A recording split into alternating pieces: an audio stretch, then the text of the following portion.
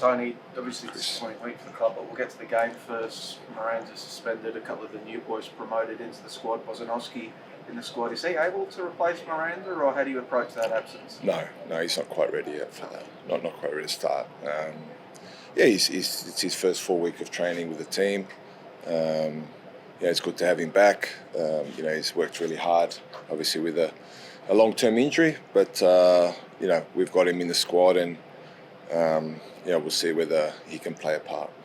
Well, naming those youngsters, of course, the result last week, meaning that mathematically finals is now out of the question. Is this, I know there's not long in the season now to go, but is this the occasion where we might see a few more youngsters into the squad now as you begin to plan for next season?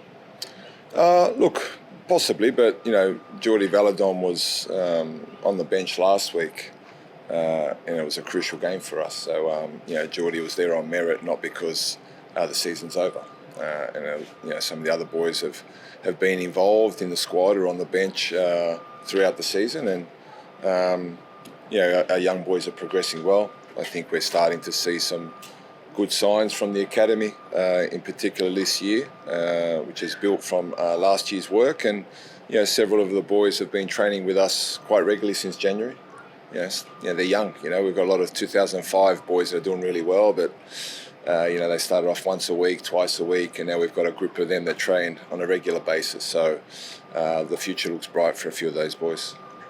Obviously, missing finals isn't something that you're used to as a coach here in the A-Leagues, but heading into the dressing room after the Wanderers game and then do this week, what's been your message to the boys?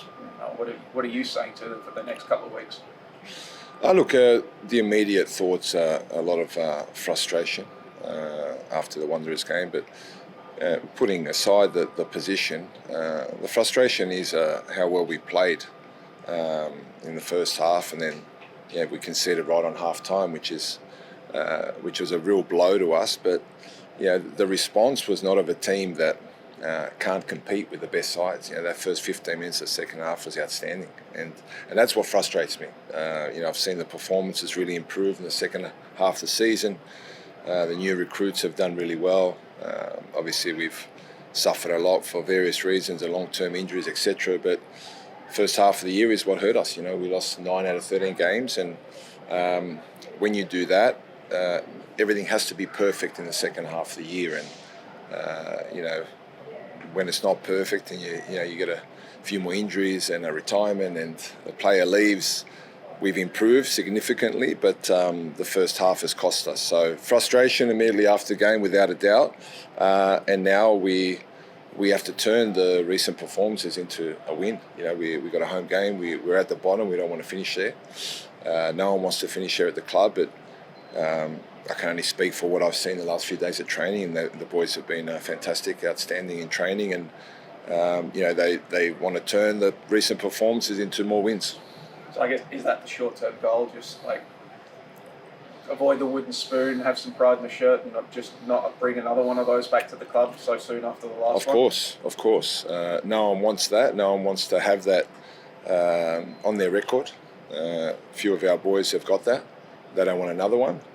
And the many of us that don't have that certainly don't want it. So it's in our hands. We have 2 home games, but we've got to play Macarthur, and we've got to play the way we've trained this week, and bring that Wanderers 60-odd minutes until the send-off, bring that to the game here against Macarthur. Let's talk about the improvements that you saw in the second half of the campaign compared to the first one. Do you think, obviously you brought some new faces and the like in, but do you think there was a moment, do you think there was something specifically that you did that really helped turn that corner? I think the players, obviously we needed to bring players in. We were short on players. They came in and brought they're 3 very strong characters. They're great mentality. They're leaders. In the first half of the season, maybe we lacked some of that with the players that were out for a long period. And they've brought that to the team, and they've certainly helped us. And they're great additions to our club. And next year, I'm sure they'll lift and they'll get better and better. Because is that second half of the season our foundation that you'll look to build on for the next campaign? First day pre-season, you go, I want the fatigue from the second half of last campaign to start this one around? I think we will. We obviously have to review everything, and we do know what went wrong in the first half of the year, and there are many things that contribute to that. But the second half year has been good. We've got to build on the performances. We've got to obviously improve if we want to be challenging again. We 12 months ago, we're sitting pretty much waiting for one final game of the season, 2 points in front with a game to go for the minor premiership, and waiting to see whether Wellington can get a result against Melbourne City. So that's how close we were to that. We won a cup, we won a trophy. The club hasn't done in a while. So, winning trophies is what's expected of this club. We did that last year, and this year's been disappointing. But, the foundations are being laid that, we make sure that we're back challenging next year. Which post-game, after the Wanderers game, you told George that a lot of things needed to change at the club. I know you have to go through the review, but is there anything immediately that jumps out as you as that you'll need to change for next season?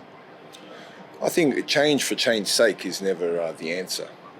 Change with a purpose that can help us evolve and get better. That's key. And there are some areas that I've alluded to so far that have contributed. We've got to make sure that our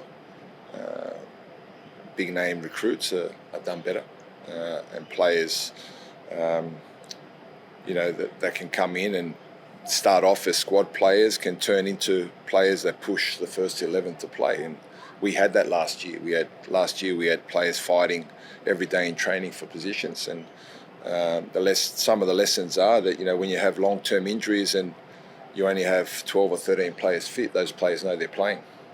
And we've got a chance next year with the youngsters that are coming through.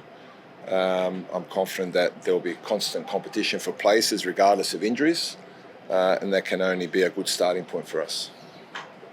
I think just the Macarthur game, do you have any fitness concerns? Your injury, obviously Miranda out. Do you have any other players carrying knocks? Well, look, we're still nursing Damien. I don't think people realise what a fantastic player and leader he is in terms of this part where he didn't train the entire week. He didn't train at all and just showed up to the game and played. And I don't think anyone could see that he was a player that was struggling so much with his ankle. It's not something serious that he can't carry, but I think he's a player that we just have to nurse through. But he wants to play. That's the type of character he is. He knows that in terms of our finals aspirations are over. And I think his character and leadership and mentality is something that a lot of the boys need to follow. Bosnowski can't come in. Broxham in for Miranda. What do you think? Broxy or Connor Chapman. Boz is not quite right to start. We've looked at him the last couple of days, and the boy's just a little bit off, which is natural. But one of those two boys, I'm sure, can do a good job. Kind of filled in when Roddy got sent off and was solid. We know Broxy, can fill in anywhere, and it's what we love about him, and and he'll give his heart and soul for the club. Last one, switching gears briefly, a couple of days ago, Nikolai Topor-Stanley announced his retirement from the league. Obviously, he had a lot of success with you. He was your captain as you won the Asian Champions League. Just what are your reflections on Nikolai Topor-Stanley's career? Well, I sent him a message yesterday because when I saw him retire, it just made me reminisce and remember the time that we had together. And he was a player that I had a list of 30 players that didn't have a contract when the Wanderers started, and we had no players with a month before pre-season, and he was actually on that list.